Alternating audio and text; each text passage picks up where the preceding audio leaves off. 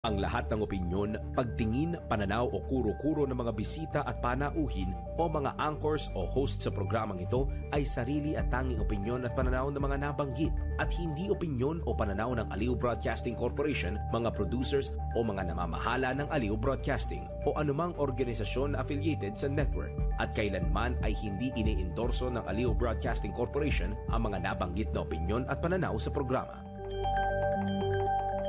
Pagsapit ng alas 12 bago ka mag-lunch O kaya nagla-lunch ka dagdagan pa ang mga alam mo para hindi ka naman huli sa balita.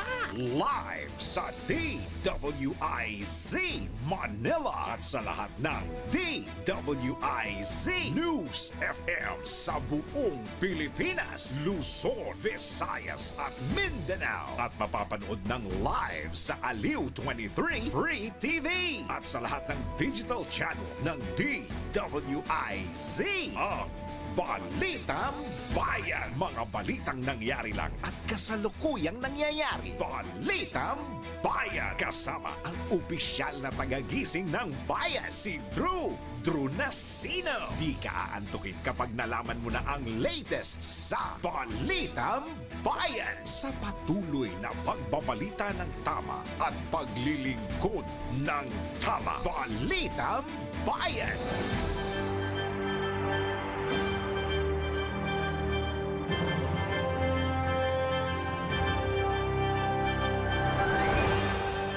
Silipin na natin ang ulo ng mga balita. Balitang Bayan. Anib na dulot ng paggamit ng artificial intelligence muling ibinabala ng isang IT expert. Balitang Bayan. 5 miyembro ng airport police sasangkot sa pangingikil sa mga airport taxi driver sinibak na sa pwesto. Balitang Bayan. Sa kabila ng utos ng DOTR na suspendihin paniningil ng toll sa NLEX, tuloy pa rin. Balitang Bayan. Lida naman sa ibayong dagat, mga Palestinong pumipila para sa ayuda sa Gaza patay sa panibagong pag-atake ng Israeli Army. Balitang Bayan. Balitang papalakasan, Thunders at Pacers tabla na sa NBA Finals do or die game. Kasado na. Balitang Bayan. At sa showbiz, tagumpay ng komedyanteng si Michael V. Swerte ba o diskarte? Tuloy-tuloy ang mga balita sa Balitang Bayan. Kasama si Drew Nasino. Magandang tanghali, Luzon, Visayas, Mindanao, Mega Manila, sa buong bansa, sa buong mundo. Ngayon pong TGIF, thank God it's Friday. Kaya po din ngayon pong Hunyo 20 taong 2025. Kayo pa rin po ay nakatutok, nanonood at nakikinig sa pamagitan ng impilang may todong lakas DWIC 882 at Aliw Channel 23. Inyo po makakasama hanggang alauna po tayo, Drew Nasino. Balitang Bayan. Sa oras na 4 sandali makalipas ang alas 12 ng tanghali, bago tayo magtungo sa detalye po ng mga tumatambay na balita, alamin po muna natin ang magiging lagay ng panahon mula kay Gia Rafael. Pinakahuli, pinaka-latest, pinaka-napapanahon, whether we like it or not, ito ang magiging DWIZ Weather Report. Magandang tanghali, Drew, at happy launch Pilipinas. Narito na po ang latest sa lagay ng panahon. Ngayong araw, wala pong binabantayan na low pressure area ang pag-asa sa bansa, pero asahan po ang kainitan na maaari rin naman magdala ng mga pagulan. Yan ang easterlies na nakaka-apekto ngayon sa may Luzon at pati na rin sa may Visayas. ITCZ naman na posibleng magdala ng mga pagulan. Nakaka-apekto aktibo ngayon sa may Palawan at sa may Mindanao. Samantala, dito tayo sa may tropical cyclone threat potential for week 1, June 18 to 24. Wala po umalabo na mayroong mabuo na TCLV sa loob ng Philippine Monitoring Domain, pero pagdating ng June 25 to July 1, mayroong isang TCLV-1 na maaaring sumulpot sa pagitan ng eastern boundaries ng PAR at ng TICAD, pero mababa ang tsansa nito na maging isang tropical cyclone. Samantala, dako tayo dito sa may Baguio City. Asahan po for 3 days straight ang mga pagkulog with 17 to 24 degrees Celsius na inaasahang temperatura. Legazpi City naman, sadly, ang inyo pong weekend ayon sa forecast ay makararanas kayo ng mga pag-ulan na may kasamang thunderstorms. Pagdating naman ng Lunes sa pagsalubong nyo ng bagong linggo, ay puro thunderstorms naman. Wala nang kasamang pag-ulan ang maaari ninyong asahan. 24 to 31 degrees Celsius naman ang maaaring maging temperatura. Naga City, ang inyong Saturday at Monday, maaaring puro pagkulog at pagkidlat ang asahan ninyo. Samantala, ang Sunday naman ninyo ay baka ulanin na may kasama ring thunderstorms with 25 to 31 degrees Celsius. Samantala, sumikat ang araw kaninang 5:28 a.m. at asahan ng paglubog mamayang 6:27 p.m. At yan po muna aking latest weather report, whether you like it or not. Ako po si Gia Rafael, nagbabalita ng tama, naglilingkod ng tama. Pinakahuli, pinaka-latest, pinaka-napapanahon, whether we like it or not. DWIZ Weather Report. Balitang Bayan. Sa detalye nga po ng mga balita, nangangamba ang isang IT expert na sa katauhan po ni Ginoong Jerry Liao na magamit sa kasamaan at mga illegal na aktibidad ang artificial intelligence, partikular ang mga AI-generated videos, kahit malaki ang may tutulong nito sa lipunan. Ito ang reaksyon ni Liao sa harap ng mga batikos na inabot ni Senador Ronald Bato de la Rosa dahil sa pag-share nito ng AI-generated video na pumuna sa impeachment trial ni Vice President Sara Duterte. Malaking hamon din anya ang pagtunton at pagtugi sa mga nasa likod ng mga mapanlinlang na video, lalo't kalimitang hindi tunay na pangalan ang ginagamit ng mga ito sa social media. Gayunman, may mga paraan naman kung paano matutukoy ang kaibahan ng isang tunay at AI-generated video. Pansinin mo sa tatlong sinabi ko, hindi binanggit yung bibig. Yung Precisely. Oo. Diba? Because AI has already become so advanced na kayang-kaya na gayahin yung open ng bibig. Samantala, suportado naman ni Liao ang panukala ni Surigao del Norte 2nd District Representative Robert Ace Barbers na magpasa ng isang batas para i-regulate ang paggamit ng AI. Feeling ko, yung Cybercrime Prevention Act natin will take care of that already now. Habang binabalangkas pa yan, pwede na ito gamitin. Kasi identity theft yan, Sir John, Sir Drew, di ba? Okay. Identity theft. Yan po ang tinig ng IT expert na si Jerry Liao sa panayam ng DWIZ. Balitang Bayan. May papagtapok na balita, sinibak na sa pwesto ang 5 miyembro ng airport police na sangkot sa pangingikil sa mga airport taxi driver. Ito'y alinsunod na rin sa utos ni Transportation Secretary Vince Dizon. Kasunod dito, pinaimbestigahan din ang kalihim sa Manila International Airport Authority ang modus operandi ng mga sangkot na pulis.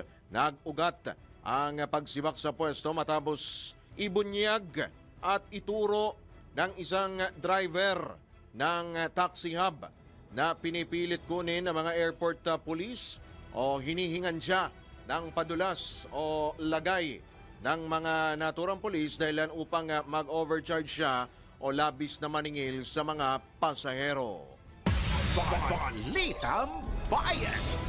Samantala, nilinaw naman ang North Luzon Expressway Corporation na tuloy pa rin ang paniningil nila ng toll sa northbound lane ng NLEX sa Bulacan.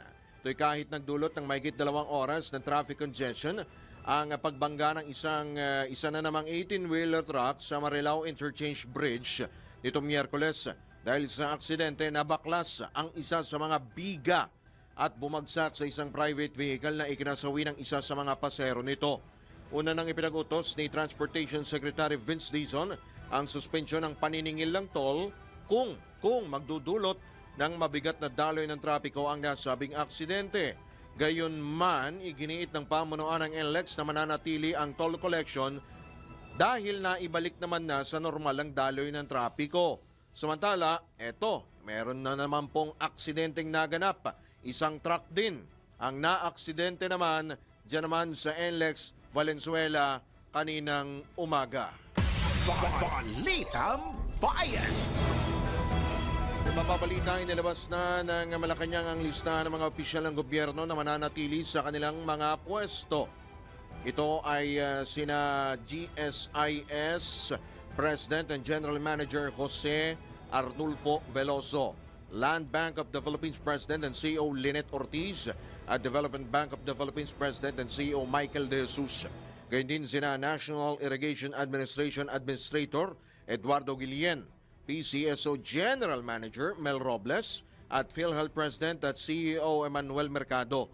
Samantala, tinanggap naman ni Pangulong Bongbong Marcos ang courtesy resignations nina Presidential Legislative Liaison Office Secretary Mark Leandro Mendoza, Presidential Advisor for Military and Police Affairs Roman Felix, at Philippine National Oil Company Renewable Corporation President John Ray Arenas. Balitang Bayan! Samantala, oras po na 11 sandali makalipas ang alas 12 ng tanghali. Sa pagkakataon ito, tanggap tayo ng ilang mga pag-uulat mula sa labas ng impilan.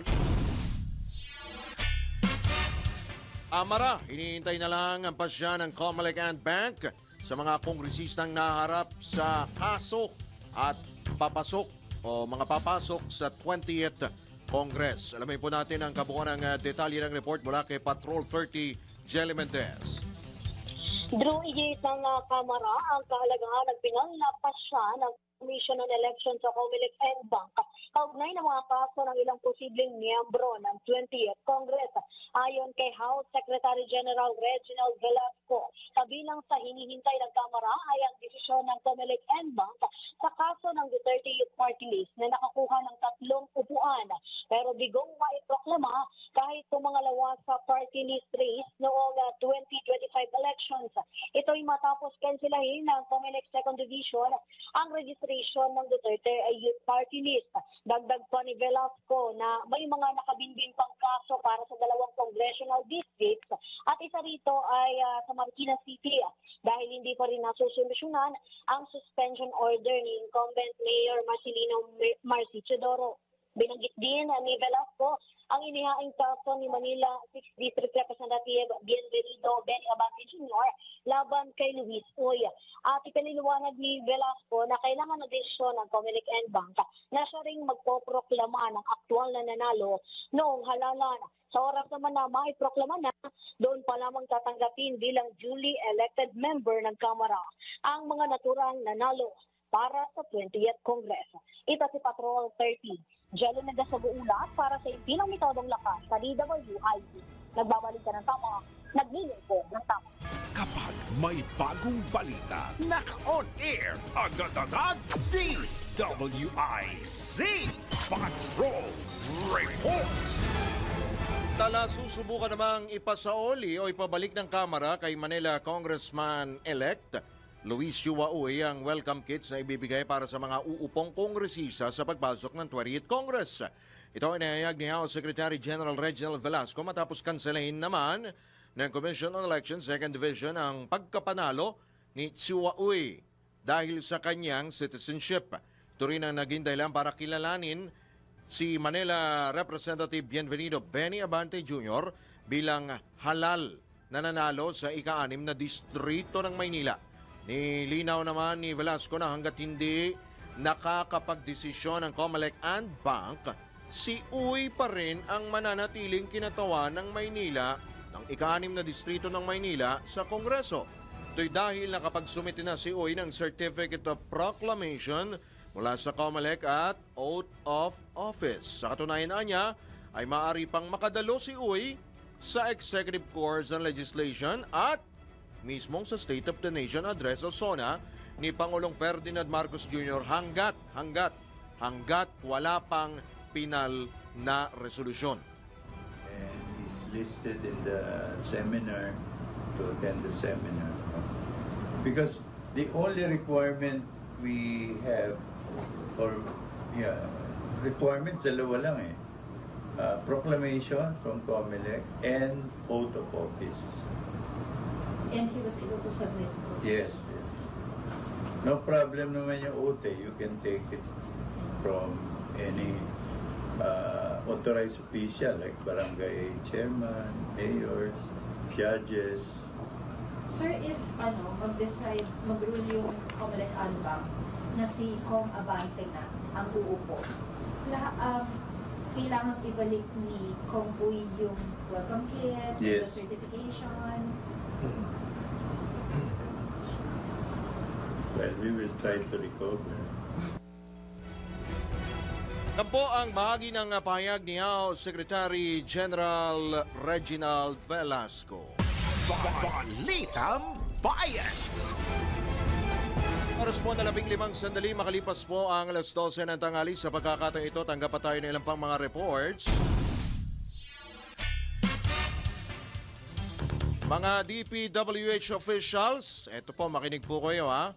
Posibleng sumablay sa rehabilitasyon ng San Juanico Bridge na memeligrong sibakin ni Pangulong Marcos. Alamin po natin ang pag-uulat mula kay Patrol 13 Gilbert Perez. Bago matapos ang taong kasalukuyan ay kailangang maaari na makadaan ng mga sasakyan na may timbang na 12 tonelada sa San Juanico Bridge. Itong binigyan din ni Pangulong Ferdinand Marcos Jr. sa kanyang panibagong podcast. Ayon sa Pangulo, batid niya ang kalbaryo at sakripisyo ng mga kababayan nating irregular na dumadaan sa nasabing tulay na nagdudulot sa kasalukuyan ng epekto maging sa income ng mga negosyante at pahirap naman sa mga transport groups. Babala ng Pangulo sakalit hindi maaabot ang target date na madaan kahit makadaan kahit man lamang yung 12 toneladang sakyan ang bigat ay baka magpasya daw siyang tanggapin ng courtesy resignation ng mga opisyal ng pamahalaan na responsable sa pagsasaayos ng nabanggit na tulay. Ang DPWH ang lead agency sa pagkukumpuni o rehabilitasyon ng San Juanico Bridge. Patrol 13 Gilbert Perez para sa impilang may todong las DWIZ. Nagbabalita ng tama, naglilingkod ng tama. Balitang Bayan! Matala isang sundalo at 3 rebelde patay sa engkwentro sa Sultan Kudarat. Detalye pa Patrol 17 Jopel Peleño. Patay ang 3 miyembro ng Communist Terrorist Group na NPA habang isang sundalo ang binawi ang buhay sa naganap na sagupaan sa Barangay Dato, Ito, Andong, Kalamansig, Sultan Kudarat. Ayon kay 37th Infantry Conqueror Battalion Commander Lieutenant Colonel Christopherson Kapuyan, nagsasagawa ng decisive military operations ang kanilang tropa nang makasagupa ang mga armadong elemento ng komunistang teroristang grupo sa ilalim ng pamumuno ni Eusebio Cranzo alias Agaw o Brix. Tumagal na may isang oras ang palitan ng putok na nagresulta sa pagkamatay ng 3 miyembro ng NPA na pawang may kinakaharap na patong-patong na kasong kriminal. Nasamsam ng tropa sa pinangyarihan ng bakbakan ang 3 M16 rifles, ilang magazine, mga bala at mga personal na gamit ng mga komunistang terorista. Isa naman ang nasawi sa panig ng militar. Dahil dito, mariing ipinag-utos ni 603rd Infantry Brigade Commander Brigadier General Michael Santos sa kanyang mga unit na lalo pang paigtingin ang pagtugis sa mga nanalabing miyembro ng komunistang teroristang grupo upang mapanatili ang seguridad sa lalawigan. Nagpaabot naman ng mariing pakikiramay si Brigadier General Santos sa pamilya ng nasabing sundalo na nagbuwis ng buhay para sa kapayapaan at seguridad ng bawat mamamayan. Samantala, binigyan aniya ng disenteng libing ang mga nasabing rebelde bilang tanda ng paggalang sa karapatang pantao. Ito si Patrol 17 Chopel Peleño. Para sa impilang may todong lakas, DWIZ. Nagbabalita ng tama, naglilingkod ng tama. Balitang Bayan! Papamalita, sinibak na immigration official tumangging sumunod sa kautusan ng DOJ. Kino at bakit? Patrol 24, Jun Samson. Nagbatigas ang hepe ng Board of Special Inquiry ng Bureau of Immigration at hindi umano niya susundin ang Department Order ni Justice Secretary Christine Remulla na nag-relieve o nagsibak sa kanya sa pwesto.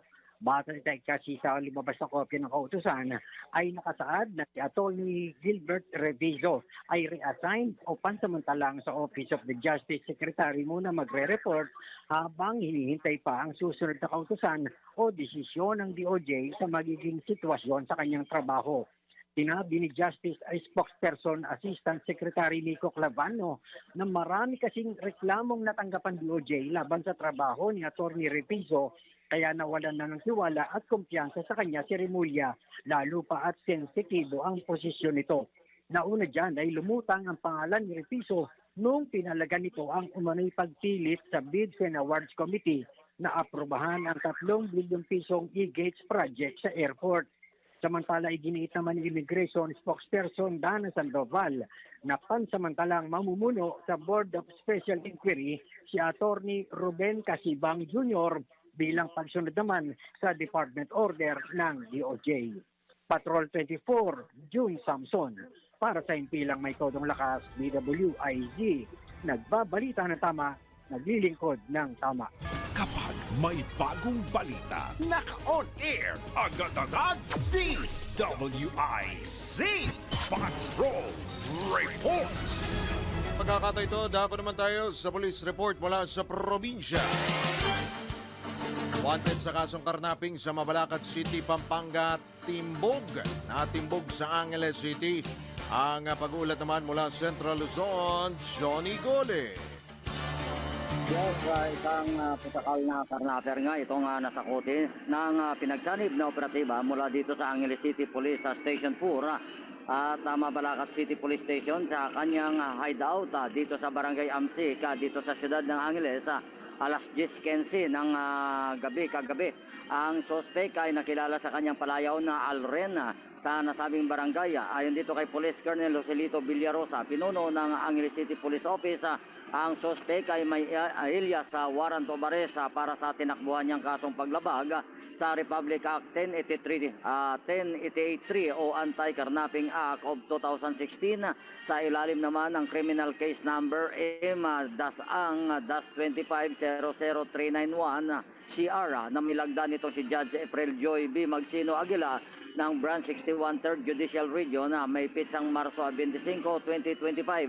Ang suspect ay hawak na ngayon ng pulisya at nakatakda itong iharap sa hukuman para naman sa kumpirmasyon ng kanyang pagkakaaresto. Mula dito sa lungsod ng Angeles, ito si Johnny Gole, Central Luzon Patrol, nag-uulat. Sintilang ito lumakas DWIZ, nagbabalita ng tama, naglilingkod ng tama. Balitang Bayan.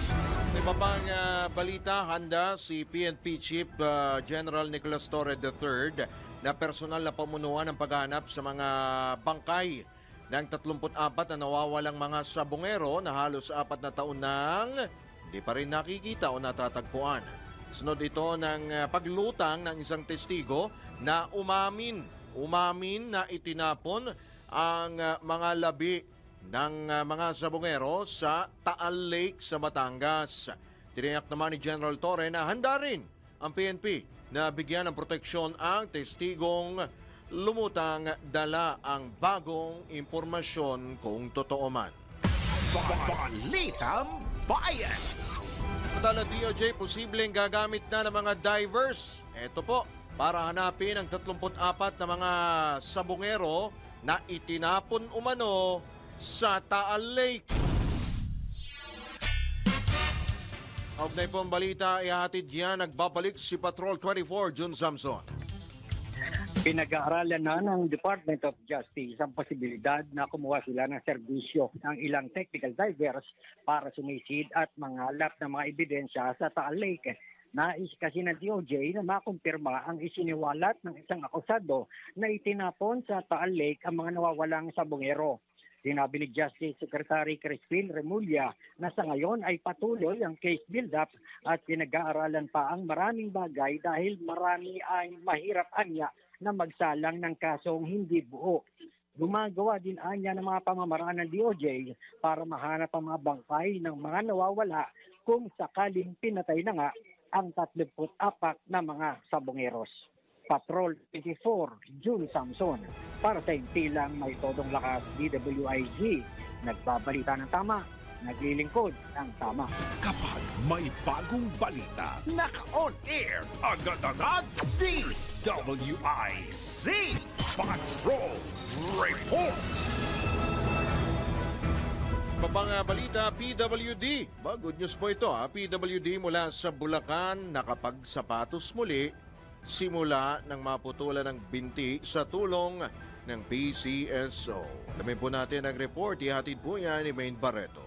Isang may kapansanan o person with disability na nag-viral sa tulong ng isang concerned citizen ang natulungan ng Philippine Charity Sweepstakes Office o PCSO. Muling nakapagsuot ng sapatos si Roberto Halasan sa pamamagitan ng artificial leg na bigay ng PCSO. Personal itong inabot ni General Manager Melquiades Robles kasama ang tulong pangkabuhayan para kay Halasan.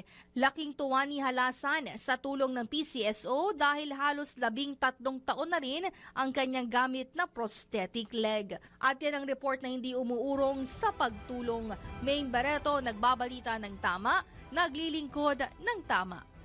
Balitang Bayan! At alam niyo po ba na may nanalo po, opo, may nanalo po sa 642 Lotto sa pinakuling draw po kagabi. Congratulations, meron po siyang combination po na 2, 14, 16, 28, 22 at 30, 25 million pesos lang naman po ang premyo. Hindi nyo po mapupulot yan kung saan-saan. Pero sa PCSO nyo po yan matatagpuan. Alam nyo po ba, nakatumbas po ng bawat taya po ninyo sa PCSO ay kawang-gawa. Sa bawat ticket po ninyo sigurado at tiyak po tayong may matutulungan at natutulungan po tayong mga kapwa po Pinoy sa kanila pong mga pangangailangan medikal, lalo yung mga may malubhang sakit. Dahil sa PCSO, basta kawang-gawa at pagtulong, hindi kanila uurungan.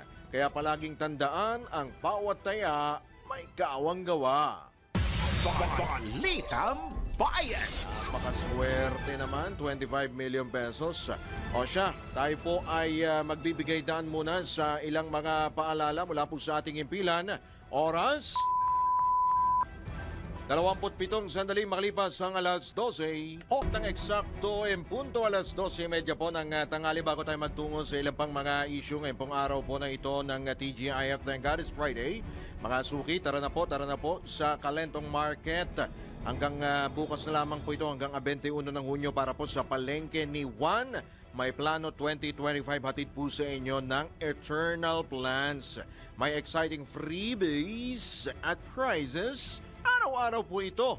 Kaya kita-kits na po, mga suki.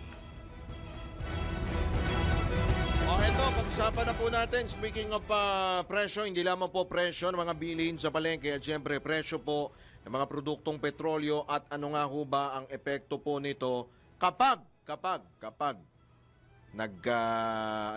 nagkanda leche tuloy sa Martes. Hindi, ano lang disclaimer baka high blood ho kayo. Opo, hindi, hanggang 5 piso, 4 pesos. Pero, domino effect ho ito. Pamasahe, sa crudo, di ba? Si John Ibanez, baka ano mangyayari kay Kuya John Ibanez. 8 yung sasakyan nun eh. May kasamang Pero eto, marami ring sasakyan ito, puro jeep nga lang.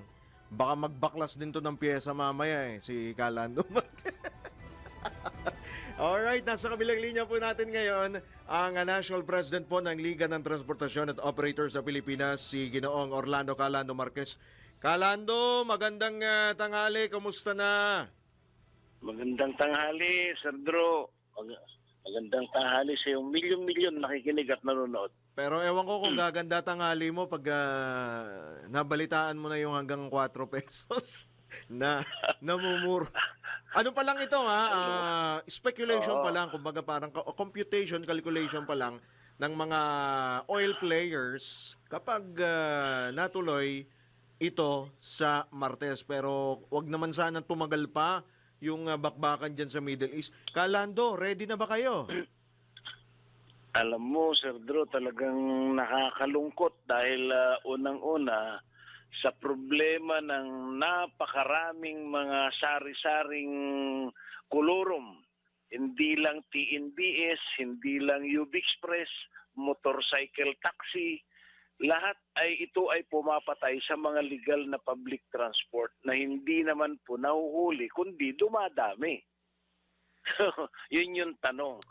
Kaya dito sa problema namin ng napakabigat na traffic dahil almost 10 to 12% doon sa bigat ng traffic dati nung bakasyon. Dagdag ba yan? Ngayon ay talagang dumagdag dahil nga ang naidadagdag araw-araw na sasakyan sa ating bansang Pilipinas, hindi bumababa sa 5,000 araw-araw. Araw-araw yun.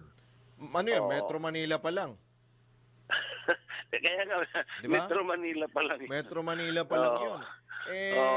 Pag nagkataon, pero actually tayo lahat nananalangin, wag naman sana, no, na humantong pa sa ganyang sitwasyon, no, yung presyo ng krudo. Kasi domino effect ito, Kalando. Nasabi nga namin, baka nga maibenta mo lahat ng mga sasakyan. De, joke lang. Baka makapag-backlash ka ng pyesa dyan. Biruin mo, ganyang kamahal. Tapos, ang sabi, kanina, kausap namin, Department of Energy, though wala pang kasiguraduhan, ang problema nito, kapag nagtuloy-tuloy yung gera dyan ng Israel at Iran, baka dumoble pa, madagdagan na naman. Though meron naman sila, Kalando, na mga inilatag na mga solusyon gaya ng fuel subsidy. Kalando, ano sa tingin mo, itong fuel subsidy, dapat dagdagan din? Yan ho yung aming pinakikiusap sa ating DOTR at saka sa LTFRB na sana ibigay naman na ni Chairman Guadis yung dagdag na piso dahil nga matagal na po yan nabibinbin lang yan dahil nga pagka alam na ibibigay ng LTFRB yung aming pamasahe na dagdag, parang nagkukwentuhan yata yung DOE at saka LTFRB para pagka sasabihan naman ni DOE, oil company, baba nyo para hindi madagdagan yung presyo.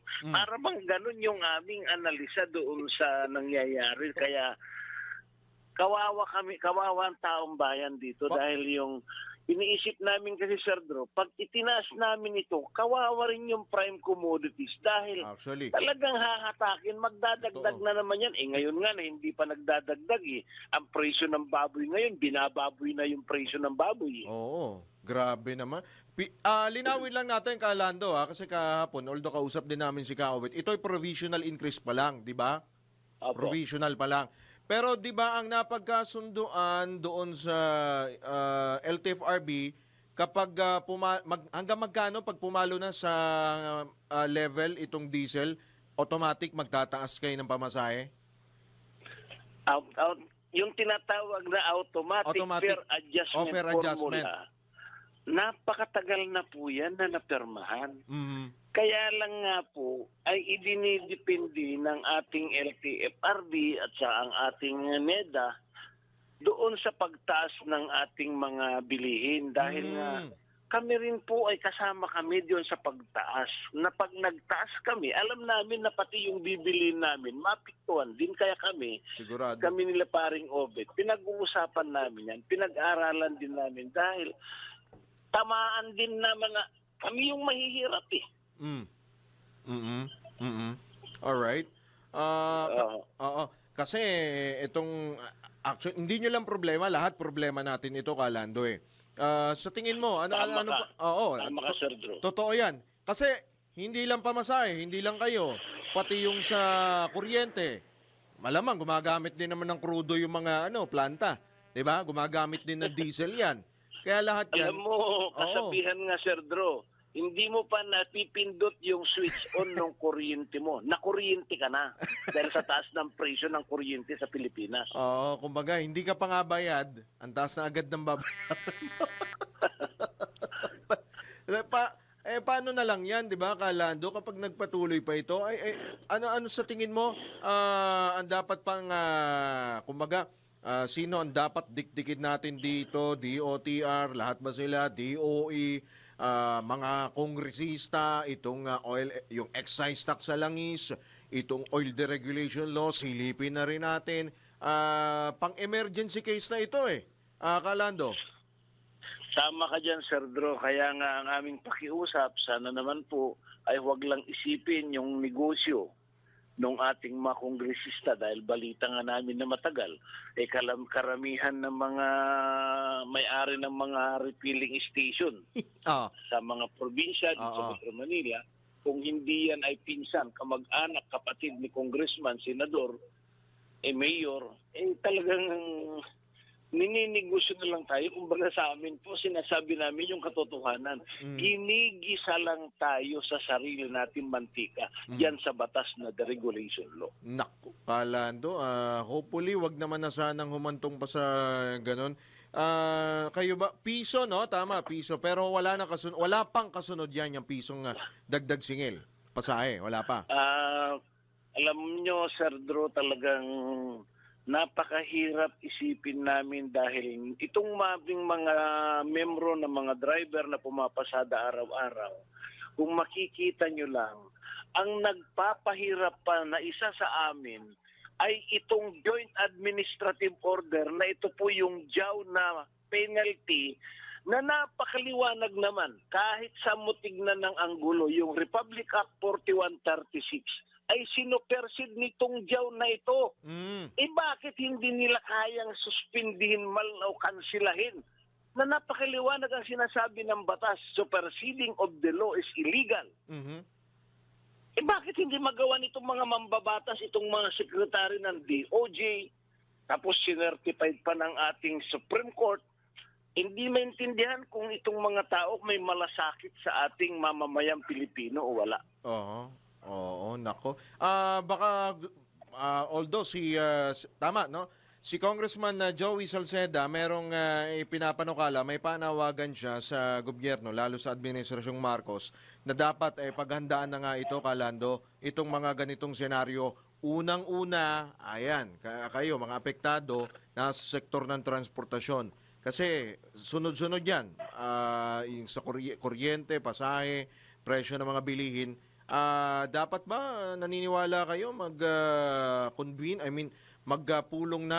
pulungin na kayo, lalo't mabigat-bigat ang posibleng kaharapin ng ating bansa kung sakaling magpatuloy pa itong gulo sa Middle East? Kasi lahat tayo niya magkakamot na ng ulo niya pag ganyang humantong, madoble, wag naman sana, no?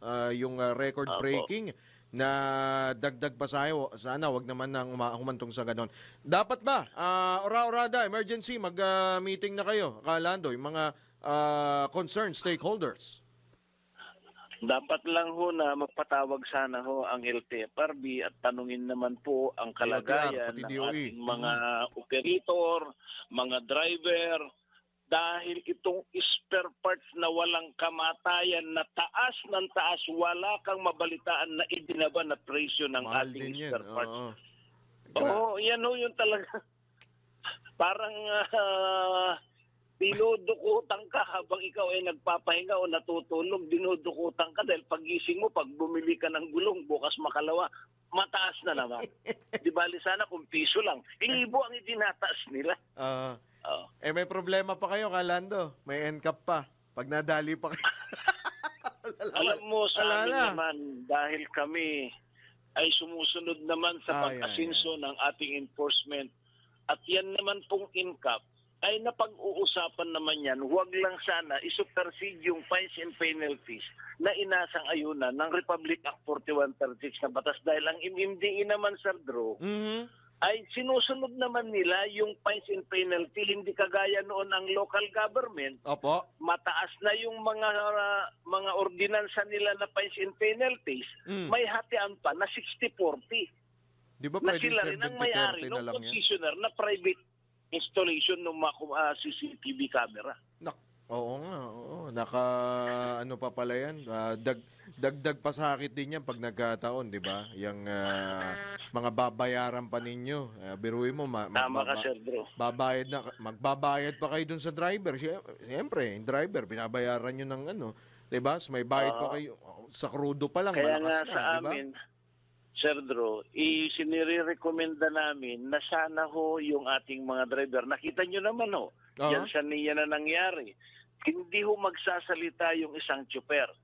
Totoo yan ho, mga tagal na nabalita yan dyan sa airport. Yun sa taxi. O yung sa taxi, matagal na po yan.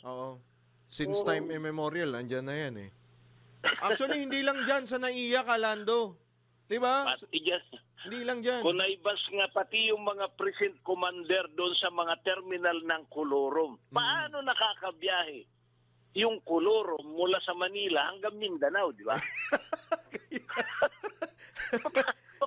Oh, napakahirap isipin pero napakadaling intindihin dahil ang aking sasabihin, magkano? Kalando.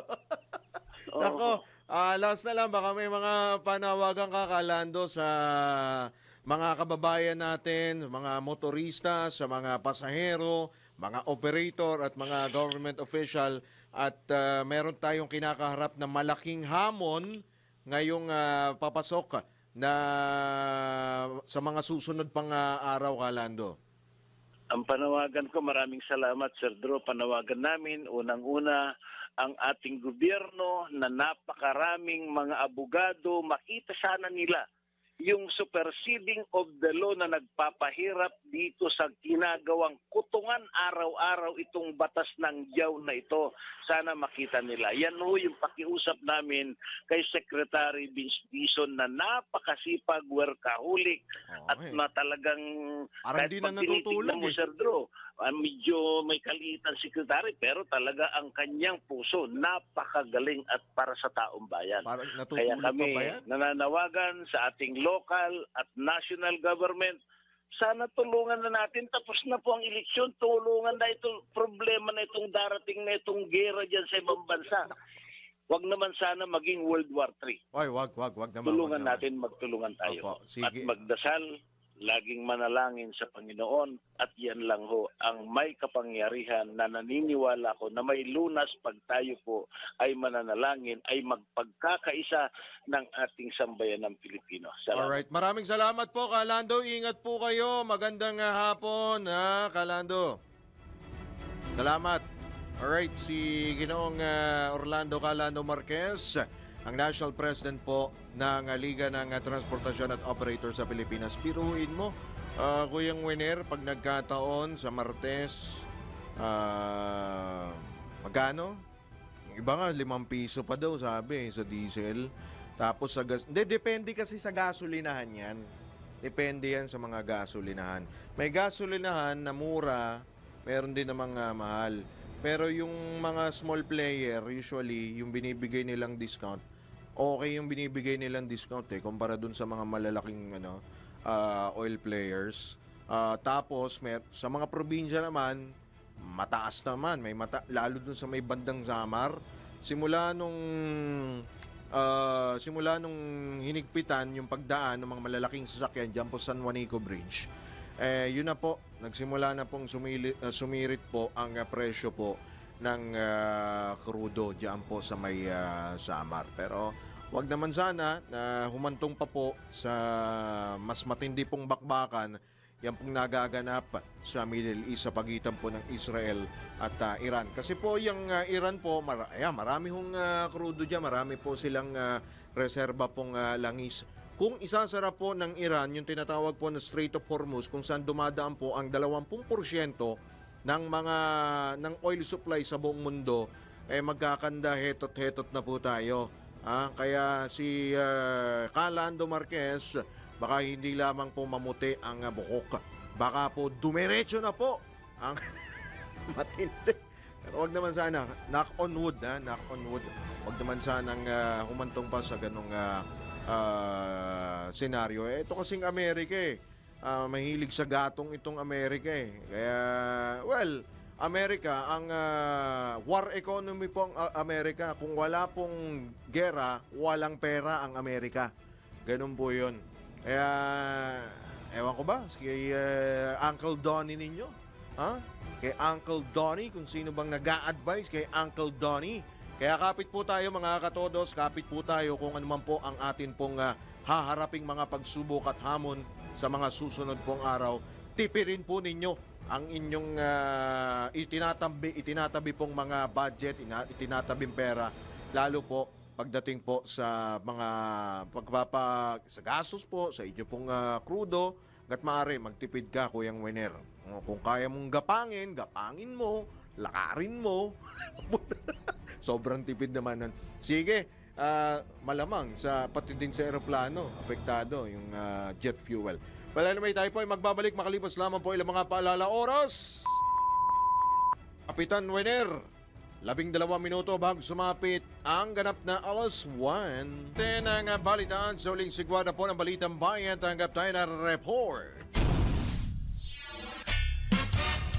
Amara, handa na sa posibleng senaryo sa ika-4 na State of the Nation Address ni Pangulong Marcos.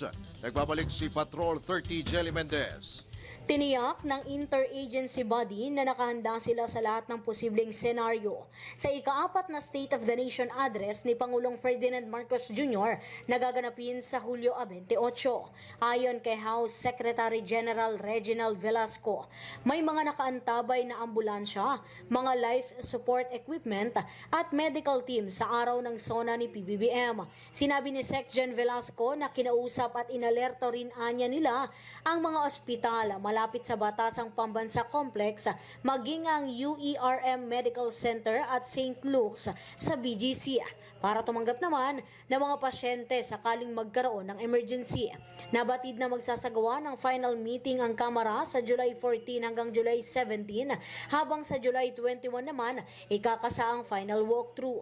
Umaasa naman ang House official na walang magiging aberya sa mahalagang aktibidad ni Pangulong Marcos at magiging matagumpay ito tulad ng nakaraang taon. Ito si Patrol 30. Jelly Mendez nag-uulat para sa Impinang Metodong Lakas sa DWIZ. Nagbabalita ng tama, naglilingkod ng tama. Kapag may bagong balita, naka-on air, agad-agad, DWIZ Patrol Report. Kung naman tayo, balik tayo sa probinsya. Aga City Police Office nakapagtala na ng 16 na anti-illegal drugs operation ngayong lamang Hunyo. Ang pag-uulat mula Bicolandia, Melvin Machado. Melvin. Papunta sa 16 na anti-illegal drug police operation ang naitala ng Naga City Police Office. Nagresulta ito sa 20 sospek na naaresto dahil sa pagkakasangkot umano sa kalakaran ng illegal na droga. 342 grams naman ng illegal na droga ang na-recover at nakumpiska ng PNP Naga na may katumbas na halagang 2.3 million pesos. Narito ang bahagi ng pahayag ni Police Lieutenant Colonel Chester Pumar, tagapagsalita ng Naga City Police Office kaugnay ng kanilang accomplishment sa anti-illegal drug operation.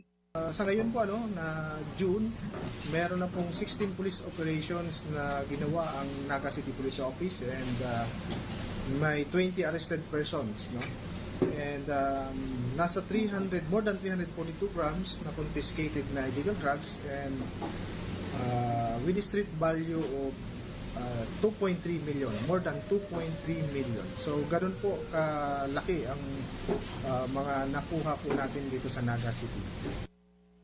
Ang tinigyan ni Police Lieutenant Colonel Chester Pumar. Samantala, ang pinakahuling natimbog ng PNP ay isang negosyante at barangay Mabolo, Naga City matapos makumpiskahan ng illegal na drogang nagkakahalagang 1.4 million pesos. Tiniyak ng Naga City Police Office na tuloy-tuloy ang monitoring sa mga drug personalities upang sa lalong madaling panahon sila ay maaresto. Ito ang Ronda Patrol, Melvin Machado para sa Impilang Metodong Lakas, DWIZ. Nagbabalita ng tama, naglilingkod ng tama.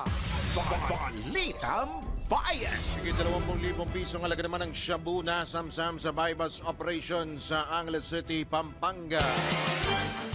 Parents Central Luzon, Johnny Gole. Isang lalaking sangkot na dito sa serye ng drug pusing ang nasakuti ngayon nitong Angeles City Police Station sa inilatag nilang bypass operations dito sa Barangay Pandan, Angeles City. Itong nasabing suspect ayon dito sa ulat ng pulisya ay kabilang umano sa mga aktibong street drug pushers dito sa lungsod. Nasamsam sa pag-iingat nito yung 3.5 grams ng shabu na may standard street value ayon dito sa pulisya ng kulang sa 24,000 pesos.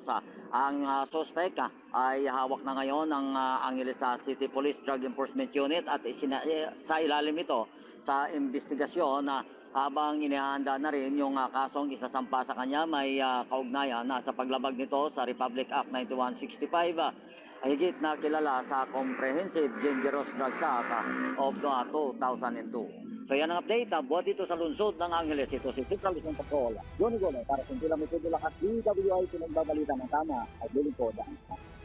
Balitang Bayan. Mga balitang dapat alam mo kahit sa labas ng bansa. DWIZ. Balita sa ibang bansa. Halos 100 Palestinians ang patay sa panibagong pag-atake ng Israel sa Gaza. Pawang pumipila para sa ayudang pagkain ang mga Palestino ng pagbabarilin ng mga sundalong Israeli. At ang ayuda ay ipinamamahagi ng US at Israeli-backed Gaza Humanitarian Foundation kasama ang United Nations. Samantala, kinunden na naman ng UN ang panibagong pag-atake ng Israel sa mga pobreng Palestino na apektado ng mahigit ng isang taong digmaan sa pagitan ng Palestine at Israel.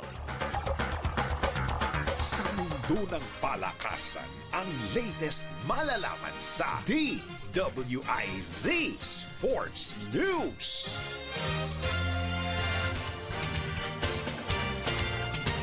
Sa NBA, tabla na po ang Indiana Pacers at Oklahoma City Thunders. Makaraang pong talunin sa Game 6 ng Pacers ang OKC. Kanina po ito sa kanina pong pagharap at tinalo po sa score na 108-91 sa home court po ng Pacers sa Gainbridge Fieldhouse, Indianapolis, Indiana. Sa tulong ng home court advantage, pinangunahan ni Obi Toppin ang Pacers na kumamada ng 20 points at 6 rebounds habang nag-ambag sina Pascal Siakam at Andrew Nembhard ng pinagsamang 30 points. Nagpakawala naman ng 21 points si Shai Gilgeous-Alexander, pero kinapos ito para sa Thunders at hindi umubra sa matinding depensa po ng Pacers. Magsasagupaan ang dalawang koponan sa kanilang do-or-die Game 7 sa baluarte naman po ng OKC sa Paycom Center, Oklahoma City sa Lunes. Ito na ang latest, bagong-bago, fresh na fresh. DWIZ Showbiz News.